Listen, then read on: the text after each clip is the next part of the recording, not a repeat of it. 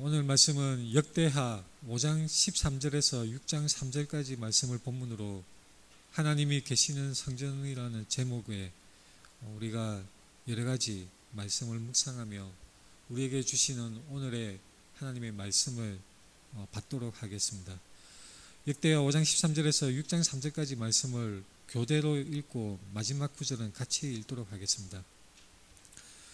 나팔 부는 자와 노래하는 자들이 일제히 소리를 내어 여호와를 찬송하며 감사하는데 나팔 불고 재금 치고 모든 악기를 울리며 소리를 높여 여호와를 찬송하여 이르되 선하시도다 그의 자비하심이 영원히 있도다 하며 그때에 여호와의 전에 구름이 가득한지라.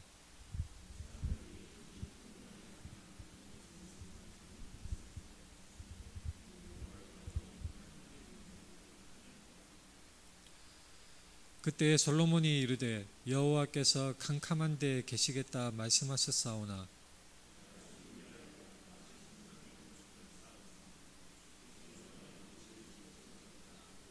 같이 읽겠습니다. 얼굴을 돌려 이스라엘 온 회중을 위하여 축복하니 그때 이스라엘의 온 회중이 서 있더라. 아멘. 우리 앞뒤 좌우 돌아보면서 같이 반갑게 인사하겠습니다. 사랑합니다. 축복합니다. 사랑합니다. 축복합니다.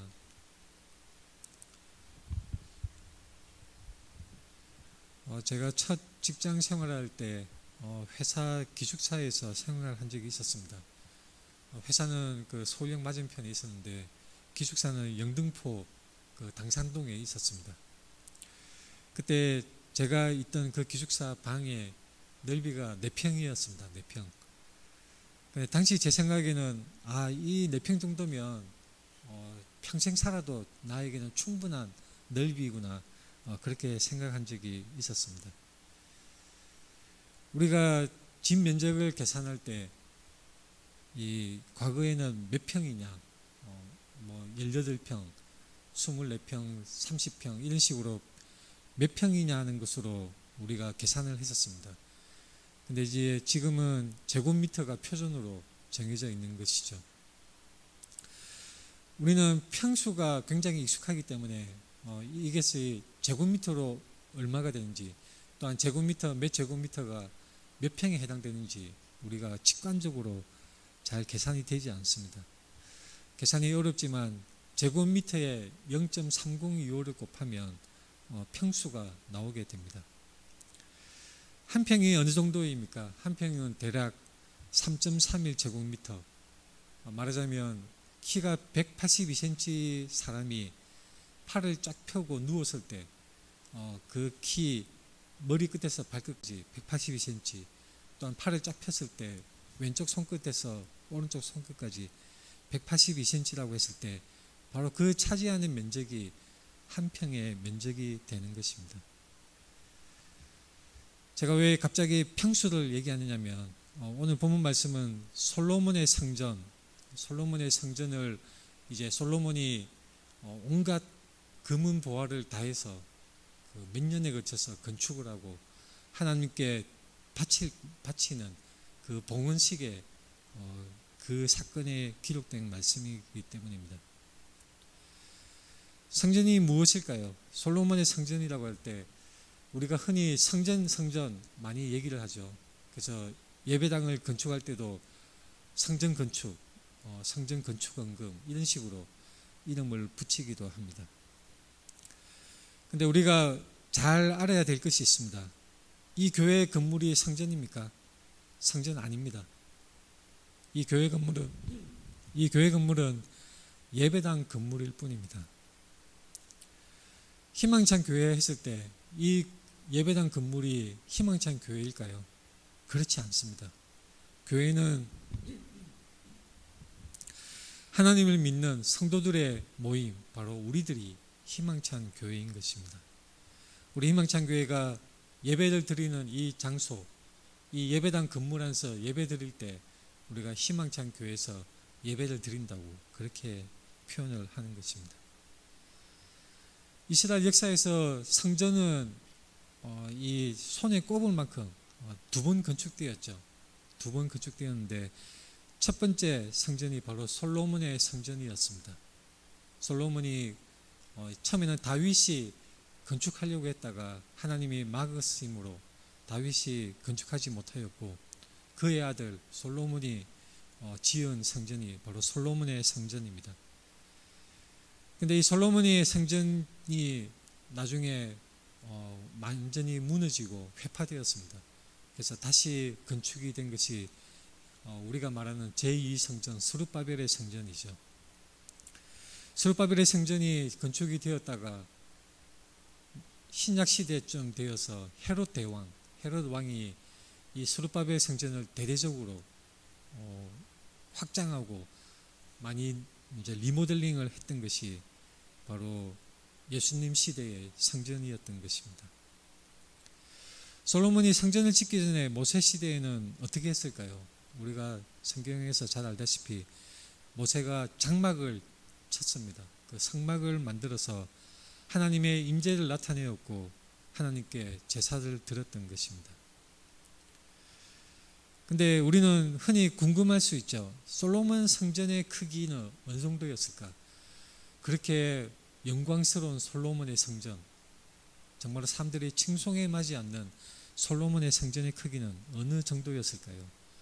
성경에 구체적인 수치가 나와져 있습니다. 역대하 3장에 솔로몬이 하나님의 전을 위하여 놓은 지대는 이러하니 옛날에 쓰던 자로 길이가 60규빗이요 너비가 20규빗, 길이가 60규빗이요 너비가 20규빗. 이 규빗이라는 단어가 나옵니다. 규빗은 어떤 단위냐면 길이를 재는 단위인데, 여기 손을 폈을 때 팔꿈치에서부터 손끝까지, 이것이 바로 한 규빗, 대략 45cm 정도 되는 길이인 것입니다. 물론 바벨론 포로 시기 이후에는 긴 규빗이라는 그 길이 단위가 또 있었습니다. 원래 이 규빗에 한 뼘 길이를 더한 것이 긴 규빗 단위가 있었습니다. 근데 오늘 본문 역대하 말씀하는 것처럼 옛날에 쓰던 자라는 것은 바로 이 팔꿈치부터 손끝까지 약 45cm를 말을 하는 것입니다. 솔로몬 왕이 건축한 솔로몬의 성전은 길이가 60규빗, 너비가 20규빗이라고 분명히 명시가 되어져 있습니다. 그러면 우리가 계산을 해볼 수가 있는 것이죠. 한 규빗이 0.45m, 45cm니까 길이가 60규빗이면 곱하기 0.45를 하게 되면 길이가 27m, 폭은 20규빗이니까 9m 정도 되는 것입니다. 그래서 넓이를 계산하면 243제곱미터, 여기에 0.3025를 곱하면 우리가 아는 평수로 74평의 면적으로 솔로몬의 성전이 지어졌던 것입니다. 생각보다 크지 않은 거죠. 74평 정도면 우리나라 부자들이 사는 100평 아파트보다 작은 그 크기로 솔로몬의 성전이 지어졌던 것입니다. 물론 솔로몬 성전의 본체 건물의 사이즈를 말을 하는 것입니다. 그 외에도 뜰이 있고 이방인들이 머무는 곳도 있고 굉장히 그 면적은 컸을 것입니다. 그러면 모세시대 출애굽해서 광야길을 갈 때 모세가 만든 성막의 크기는 어느 정도였을까요? 이것도 성경에 길이가 나와 있기 때문에 계산해 보면 약 18평, 18평 정도, 우리가 보통 흔히 말하는 서민 아파트 그 크기 정도가 모세의 성막의 크기였던 것입니다.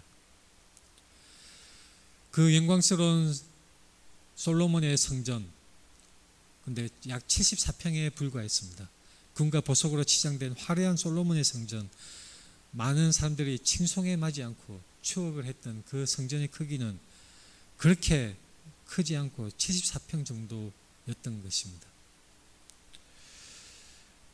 이것은 다른 이방 종교에 비하면 크기 면에서는 비교할 수 없을 만큼 작은 크기입니다. 예를 들면 바벨론의 마르둑 그 신전 크기는 어마어마한 규모를 자랑하고 있습니다. 그런데 이스라엘 백성들이 세웠던, 이 솔로몬이 세웠던 솔로몬의 성전 크기는 그렇게 규모 규모면에서 볼 때는 다른 이방 종교에 비해서 소박하다고까지 말할 수 있는 작은 크기였습니다. 솔로몬이 성전을 세우고 이 하나님께 드리는 이때 이 사건에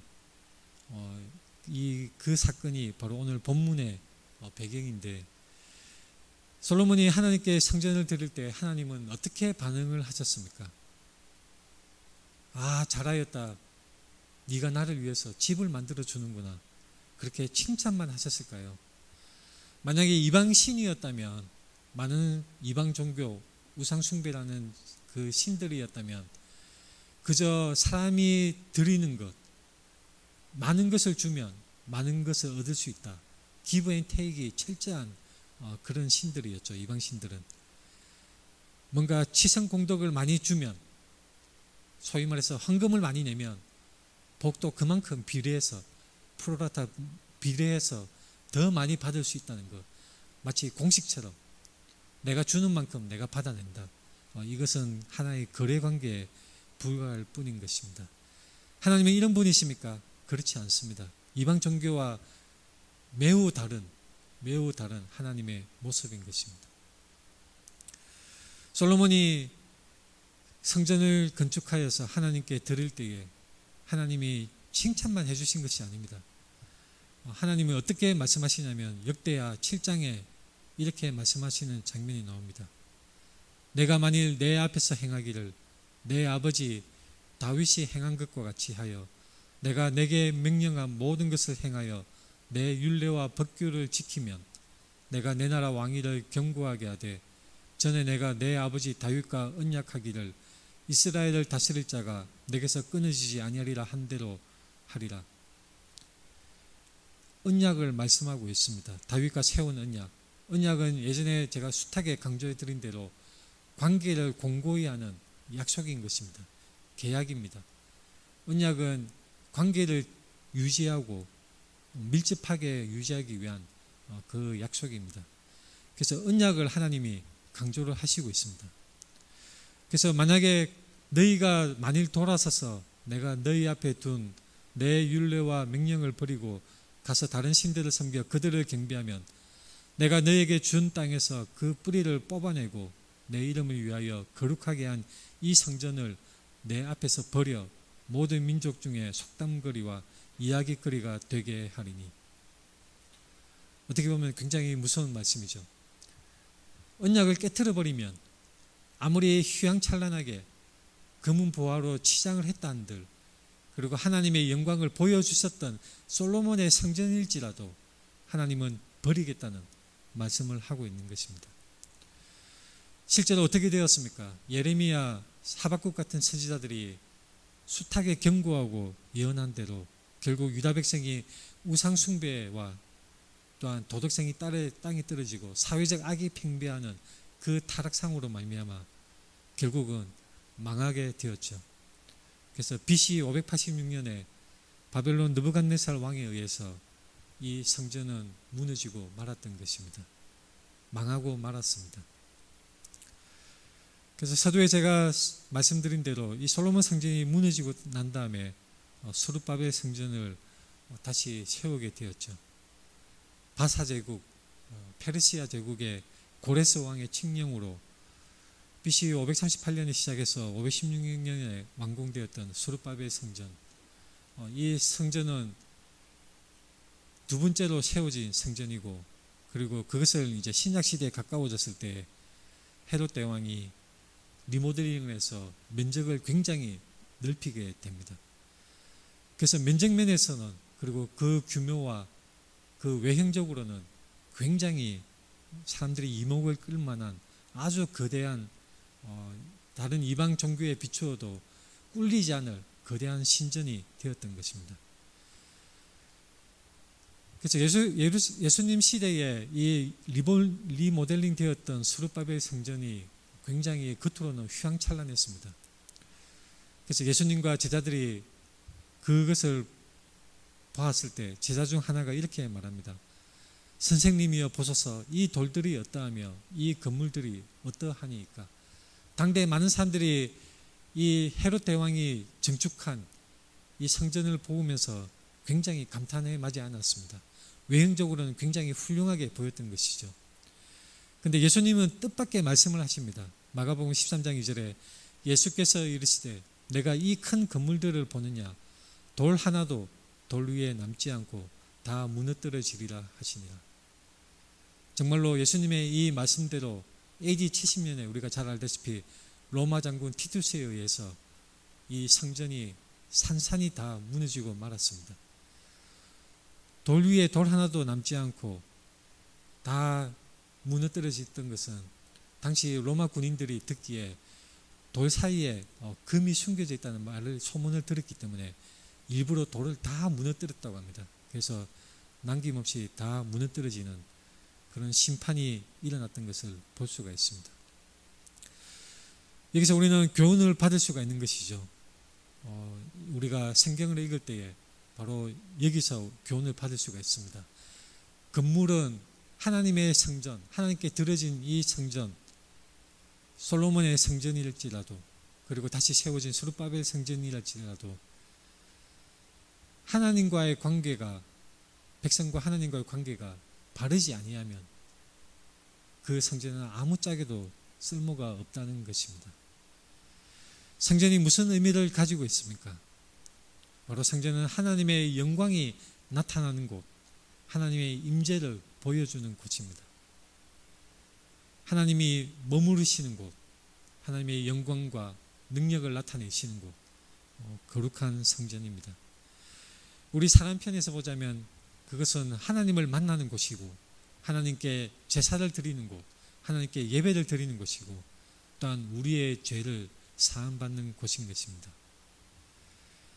그런데 구약에서도 이어지는 이 성전의 개념, 신약에서도 쭉 이어지는 이 성전의 개념을 가만히 볼 때에 참된 성전은 건물 자체가 의미를 가지는 것이 아닙니다. 거룩한 성전이 왜 거룩하냐면 하나님이 계시기 때문에 거룩한 것이지 그 돌이나 그 건축물 자체가 거룩한 것이 아닌 것입니다. 이 부분을 잘 생각해야 합니다. 기독교에서 말하는 거룩하고 신성한 곳, 그것은 하나님이 거기에 계실 때에 그것이 거룩해집니다. 건물 자체가 신성하고 어느 장소가 거룩한 것이 아니라 하나님이 임재하시는 곳이 바로 그곳이 거룩한 곳이 되는 것입니다. 이 솔로몬의 성전이 지어졌을 때 하나님의 임재가 드러나는 이 장면, 오늘 본문 말씀에서 이 병행 구절이 있습니다. 열왕기상 8장에서 보면 똑같은 사건을 아주 비슷하게 묘사를 하고 있습니다.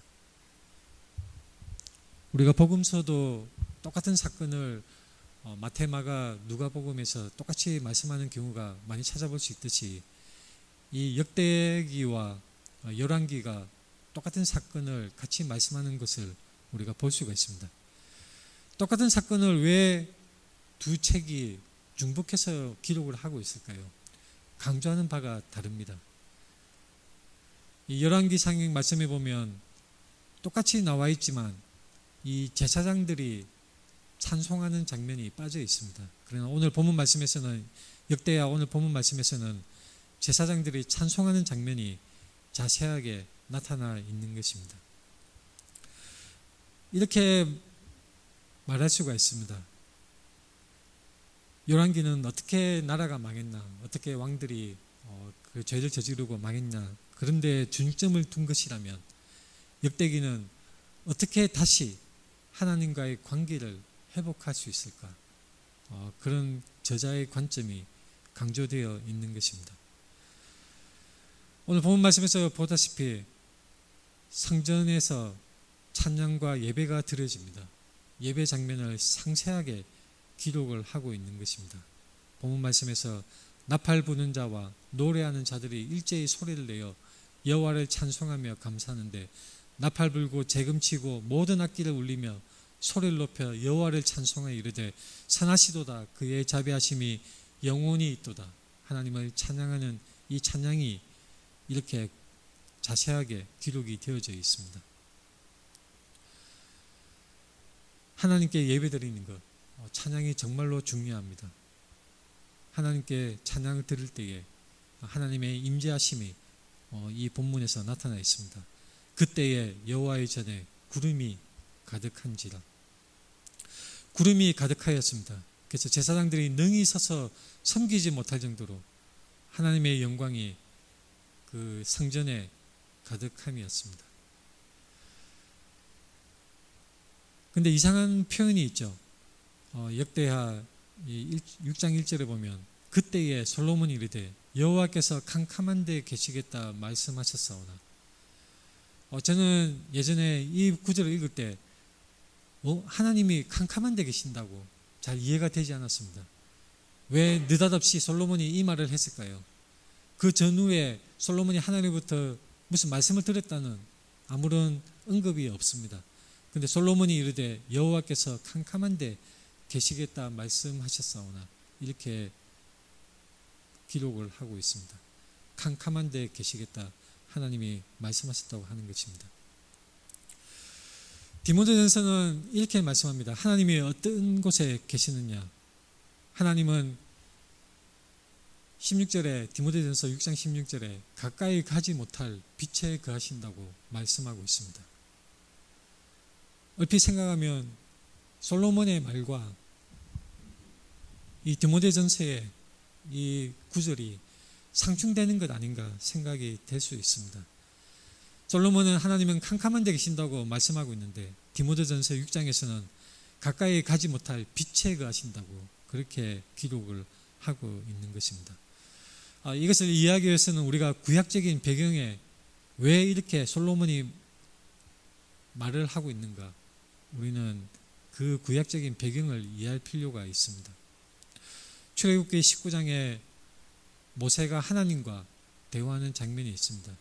19장 9절에 여호와께서 모세에게 이르시되 내가 빽빽한 구름 가운데 내게 임함은 내가 너와 말하는 것을 백성들이 듣게 하며 또한 너를 영영히 믿게 하려 함이니라. 모세가 백성의 말을 여호와께 아뢰었으므로 하나님께서는 빽빽한 구름 속에서 이 말씀을 하시는 것입니다. 출애굽기 20장 21절에는 분명한 표현이 또 나옵니다. 백성은 멀리 서 있고 모세는 하나님이 계신 흑암으로 가까이 가니라. 하나님이 흑암 중에 계시는 것입니다. 왜 하나님은 흑암 중에 또는 빽빽한 구름 속에 계실까요? 하나님의 영광은 너무나 찬란하고 거룩하여서 인간이 감당할 수가 없습니다. 하나님은 너무나 거룩하시기 때문에 인간이 감당할 수가 없는 것입니다. 이 하나님의 영광을 사람이 직접 보게 된다면 죽고 말 것입니다. 하나님은 분명하게 말씀으로 그것을 알려주시고 있습니다. 이 솔로몬이 성전 건축하던 이 본문이 기록된 이 당시보다 훨씬 이전에 다윗이 시편을 기록하였습니다. 다윗이 기록한 시편 18편에 보면 중요한 이 솔로몬이 왜 하나님이 캄캄한 데 계시겠다고 말씀하신 중요한 단서가 직접적으로 나옵니다. 시편 18편 제가 천천히 읽어드리겠습니다. 내가 환난 중에서 여호와께 아뢰며 나의 하나님께 부르짖었더니 그가 그의 성전에서 내 소리를 들으시며 그의 앞에서 나의 부르짖음이 그의 귀에 들렸도다. 이에 땅이 진동하고 산들의 터도 요동하였으니 그의 진노로 말미암음이로다.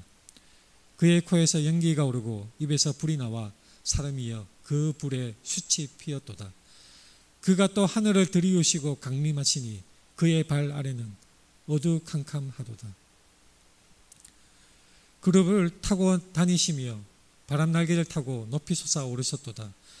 그가 흑암을 그의 숨는 곳으로 삼으사 장막같이 자기를 두르게 하시며 곧 물의 흑암과 공중의 빽빽한 구름으로 그리 하시도다. 시편 18편에 이 기록한 사람은 다윗입니다. 솔로몬은 다윗이 기록한 시편 말씀을 알았습니다.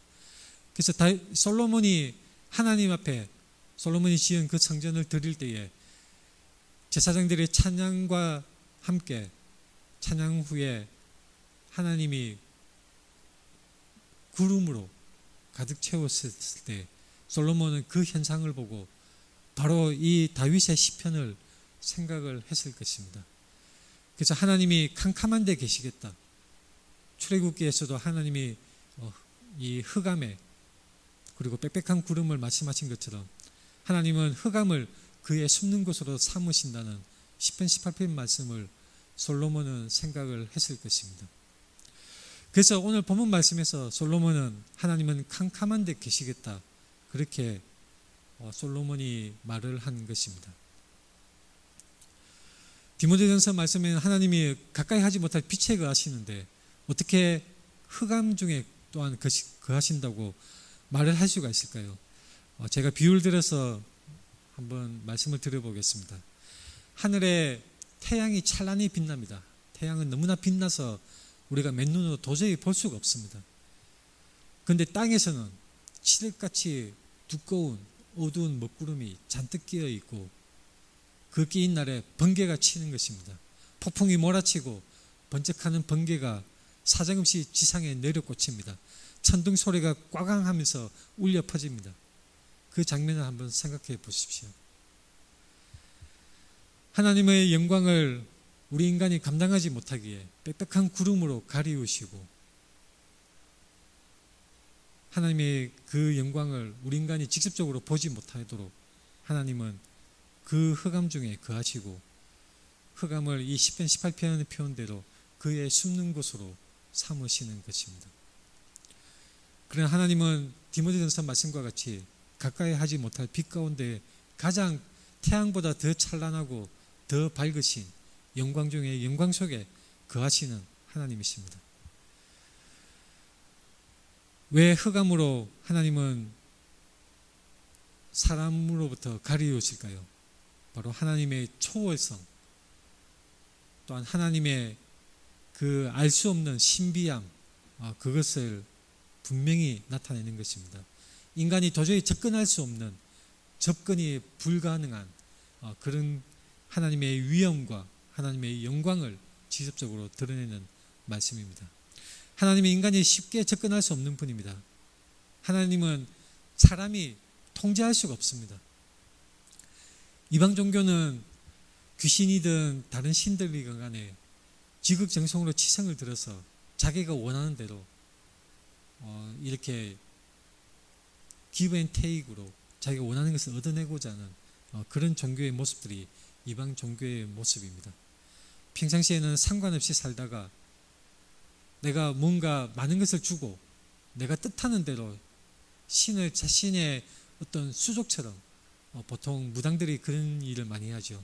자기가 원하는 대로 귀신을 부리는 것입니다. 이방 종교의 모습들이 그런 모습입니다. 그러나 기독교의 하나님, 이스라엘 백성들이 믿었던 이 구약의 하나님, 또한 신약의 하나님, 우리가 믿는 이 하나님은 사람의 통제를 받지 않습니다. 오히려 우리가 믿는 우리가 하나님의 통제를 받고 그분의 말씀에 복종해야 합니다. 주인과 종의 관계가 굉장히 극명하게 나타나 있는 것이죠. 우리 하나님은 창조주 하나님이십니다. 영광 중에 거하시는 분이시고 우리 인간이 도저히 하나님을 바꿀 수가 없고 그분의 영향을 미칠 수가 없습니다. 오직 하나님이 채우신 주권적인 뜻에 우리 인간은 순종하고 따라야 될 뿐인 것입니다. 하나님은 숨으시기도 하십니다. 드러내기도 하시고 숨기도 하십니다. 하나님은 또한 능력과 심판으로 임하시기도 하십니다. 우리가 예배를 본다고 표현을 많이 하기도 하죠. 예배를 본다. 근데 예배를 본다 이 말은 우리가 습관적으로 관행적으로 많이 사용하는 표현입니다. 근데 우리말에서 본다는 말이 여러 가지 의미가 있습니다. 시험을 본다 또는 점쟁이를 찾아가서 점을 본다. 이렇게 본다고 할 때에 이 본다는 말 속의 의미는 무언가를 수행하다, 치르다라는 그런 의미를 가지고 있습니다. 근데 지금은 그 본래의 의미가 약간 퇴색되고 마치 영화관에서 극장 구경하듯이 관람하다, 구경하다 그런 의미가 지금은 너무나 강하기 때문에 지금은 우리가 예배를 본다는 표현을 가능하면 사용하지 않는 것이 좋습니다. 올바른 표현은 예배를 드린다 또는 예배한다. 그것이 바른 말인 것입니다.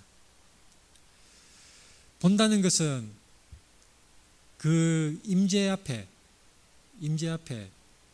그 참여한다는 의미가 있습니다. 오늘 본문 말씀에서 이 이스라엘 온 회중이 이 솔로몬이 회중을 위해서 축복할 때에 그때에 이스라엘 온 회중이 어디 있었냐면 바로 서 있었습니다. 하나님의 임재가 나타나는 그 구름이 가득한 그 상황에서 이 이스라엘 온 회중이 서 있었던 것입니다. 하나님의 성전에 하나님의 영광이 가득하였습니다. 하나님의 성전에 하나님의 영광이 가득하는데 바로 구름이 충만하게 덮이고 하나님의 영광이 나타나는 그런 장면이 나오는 것입니다. 이것에 연관된 말씀이 있죠. 출애굽기 40장에 보면 모세가 또한 성막을 만들었을 때에 34절에 보면 구름이 회막에 덮이고 여호와의 영광이 성막에 충만하며 모세가 회막에 들어갈 수 없으니 이는 구름이 회막 위에 덮이고 여호와의 영광이 성막에 충만하였다고 그렇게 기록되어져 있습니다.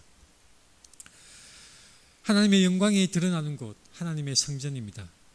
이사야서에서도 보면 이사야서 6장에 이 이사야가 하나님의 성전에 관한 그 환상을 보는데 거기에서도 문지방의 터가 요동하고 성전의 연기가 충만하였다고 기록을 하고 있는 장면이 이사야서 6장에 나오게 됩니다.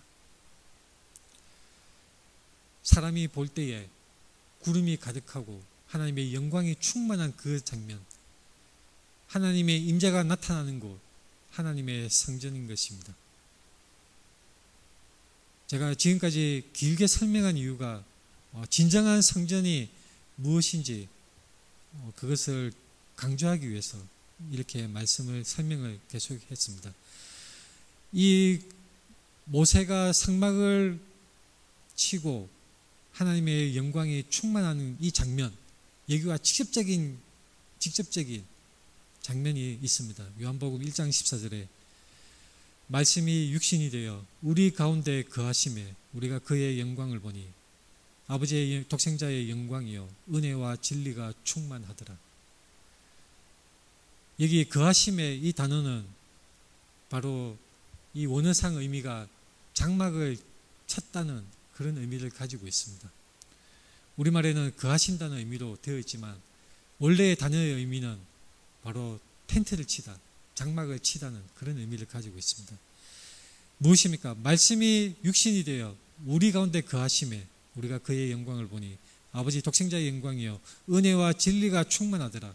모세의 성막을 묘사하는 그 말씀이 그대로 연관되어서 요한복음 1장 14절에 강조되어 있는 이 말씀에 의미하는 바가 무엇입니까? 참된 성전은 무엇인가? 예수 그리스도입니다. 하나님의 임재가 나타나는 것이 어디인가? 예수 그리스도입니다. 하나님의 영광이 찬란히 드러나는 것이 어디인가? 예수 그리스도입니다. 정말로 신약 성경 곳곳에 예수 그리스도가 참된 성전이라는 것이 곳곳에 강조되어져 있습니다. 예수님과 나다나엘의 대화 속에서도 그것이 나타나져 있습니다. 이 요한복음 1장 51절에 나다나엘에게 예수님이 뭐라고 말씀하시냐면 진실로 진실로 너에게 이르노니 하늘이 열리고 하나님의 사자들이 인자 위에 오르락 내리락 하는 것을 보리라. 이것은 창세기 28장에서 야곱이 베델에서 꾼 꿈의 내용을 그대로 예수님이 인용을 하신 것입니다. 창세기 28장에 바로 이 야곱이 꿈을 꾸고 잠이 깨어서 창세기 28장 16절에 야곱이 뭐라고 하느냐면 여호와께서 과연 여기 계시거늘 내가 알지 못하였도다. 이에 두려워하여 이르되 두렵도다. 이곳이여 이곳은 다름 아닌 하나님의 집이요 이는 하늘의 문이로다. 하늘의 문이로다. 야곱이 꾼 꿈 그곳에 베들에서 이 야곱이 바로 자기가 꾼 꿈에 이 오르락 내리락 하는 그 장면을 보고 바로 하나님의 집이고 하늘의 문이라고 그렇게 고백하고 거기에 기둥을 세우고 기름을 붓고 베델이라고 하였습니다. 예수님의 그 말씀은 바로 이 예수 그리스도 그분 자신이 바로 진정한 성전이고 또한 하늘의 문이라는 것을 분명히 나타내는 말씀인 것입니다. 진정 예수 그리스도는 하나님께 나아가는 문입니다. 유일한 문, 유일한 길입니다. 야곱의 꿈에 대한 언급으로 이 예수 그리스도는 영광이 가득한 참된 성전이라는 것을 드러내셨습니다. 그뿐만 아닙니다. 예수님은 자신의 부활을 성전의 재건축과 동일시한 말씀을 하셨습니다. 요한복음 2장에 보면 예수님께서 뭐라고 하시냐면 너희가 이 성전을 헐라 내가 사흘 동안에 일으키리라. 그때 유대인들이 굉장히 뜨악했었죠. 이 성전은 46년 동안에 지었건을 어떻게 당신이 3일 동안에 일으키겠습니까? 그렇게 도리어 질문을 하고 있습니다. 요한복음 2장 21절에 분명히 이렇게 기록되어 있습니다. 그러나 예수는 성전된 자기 육체를 가리켜 말씀하신 것이라. 22절에 죽은 자 가운데서 살아나신 후에야 제자들이 이 말씀하신 것을 기억하고 성경과 예수께서 하신 말씀을 믿었더라. 예수님이 십자가에 달리시고 죽으셨습니다. 숨을 거두셨을 때 이 성전에 있던 휘장이 찢어지게 됩니다. 이것이 상징하는 것이 바로 이제 하나님께 나아가는 길, 진정한 성전인 예수 그리스도를 통하여서 하나님께 나아갈 수 있다는 것을 나타내는 것입니다. 예수 그리스도가 참된 성전이고 예수 그리스도가 완전한 대제사장이시며 또한 우리의 완전한 중보자이십니다. 교회는 이 새로운 성전 예수 그리스도를 통해서 하나님께 나아가야 합니다. 그저 성전은 건물 자체가 아닙니다. 벽돌로 쌓아 올린 건물이 아닙니다. 돌로 지은 건물이 아닙니다. 성전은 장소에서 예수 그리스도가 참된 성전이라는 것을 이 건물인 성전은 그저 그리스도를 나타내기 위해서 예표로 상징으로 사용되었다는 것을 우리는 마침내 알게 되는 것입니다. 예수 그리스도 안에 거하는 우리는 또한 어떤 사람들입니까? 그리스도 안에 거하는 사람들. 우리 성도들은 바로 하나님의 성전으로 또한 말씀되어져 있습니다. 고린도전서 3장 16절에 너희는 하나님의 성전이라. 하나님은 어디에 계십니까? 예루살렘의 그 성전에 계실까요? 그렇지 않습니다. 하나님은 특정 건물, 특정 건축물에 계신 것이 아니라 공동체, 믿음의 공동체인 우리 성도들 가운데 거하시는 것입니다. 예수 그리스도가 참된 하나님의 성전이고 또한 교회가 그리스도 안에 거하는 우리 성도들의 모임, 이 교회가 하나님의 성전입니다. 성도 개인이 또한 하나님의 성전입니다. 우리의 몸이 성령의 전입니다. 고린도전서 6장 19절 말씀처럼 우리의 몸이 성령의 전입니다. 사람들은 하나님의 임재는 특정 장소에 묶여서 나타난다고 몇몇 사람들은 생각을 했었습니다. 그러나 신약에 마침내 밝혀진 그 진리의 말씀에 의하면 하나님의 임재, 하나님의 나타나심은 특정 장소, 특정 건물이 아니라 바로 각 성도 안에서 믿음의 공동체 안에서 하나님이 임하시고 나타내시는 것입니다. 그럴 때에 우리는 비로소 그 우물가의 여인과 예수님이 나누신 대화를 바르게 이해할 수가 있습니다. 이 산도 말고 예루살렘도 말고 하나님이 예비하신 곳에서 그 참된 예배를 드린다는 그 예수님의 말씀을 우리는 바르게 이해할 수가 있는 것입니다. 예수 그리스도를 통해서 하나님과 인간 사이에 직접 교제가 이루어지게 되는 것입니다. 예수 그리스도는 교회의 머리이시고 교회는 그의 몸으로서 성령 안에서 이 교회는 하나님의 성전입니다. 교회의 머리, 예수 그리스도가 교회의 머리라는 것은 그리스도의 통제를 받고 그분께 순종하는 것이 교회의 모습이라는 것입니다. 자, 하나님은 구약에서 이스라엘 백성들이 그 하나님과의 관계를 바르게 하지 못하였을 때 건물인 그 성전 자체가 버림을 받고 무너뜨려지는 것을 우리가 알고 있습니다. 만약에 교회라 한다고 하면서 예수 그리스도와 상관이 없다면, 그리스도와 아무런 관계가 없다면 그것은 교회가 아니게 되는 것입니다. 어떤 것이 교회입니까? 그리스도를 따르고 그리스도의 말씀에 순종하며 그리스도 안에 거하는 성도들의 모임이 바로 교회입니다. 그리스도와 상관이 없는 교회가 있습니다. 그저 예배를 퍼포먼스로, 사람들 재미거리로 그렇게 예배 시간을 채우며 복음이 선포되지 아니하고 그저 사람들의 마음의 위로거리로 인문학적인 이야기로 채우는 그런 잘못된 교회들이 있습니다.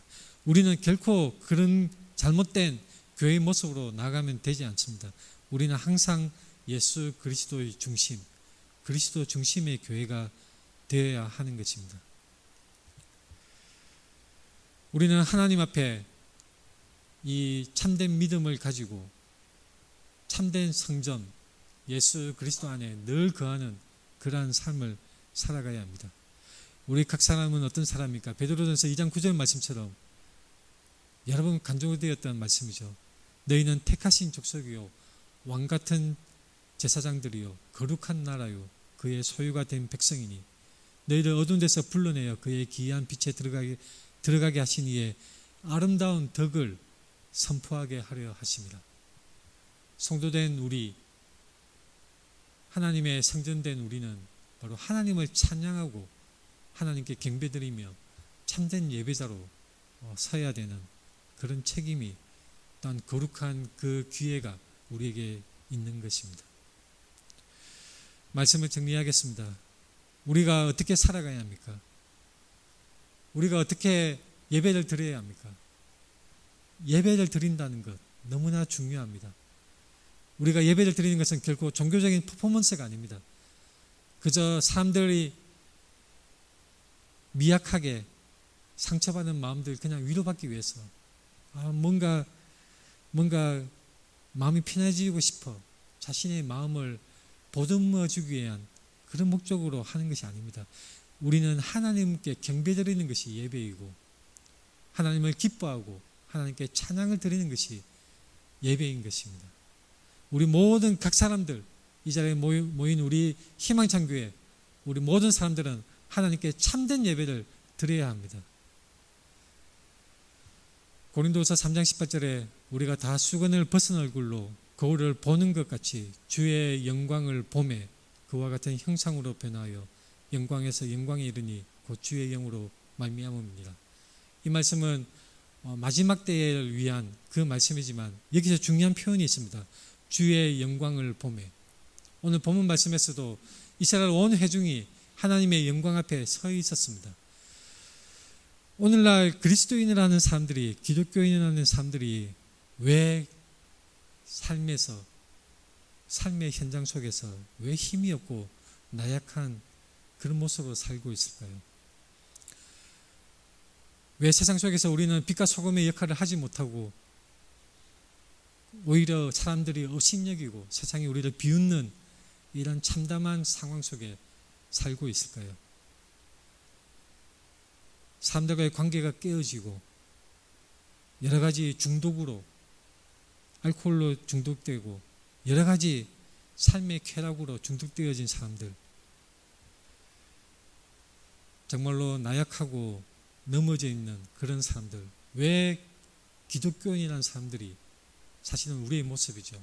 그렇게 힘이 없는 모습일까요? 사람들은 미쳐 날뛰고 있고 정신없이 바쁘고 분주하지만 정말로 공허한 삶을 살고 있는 많은 사람들이 있습니다.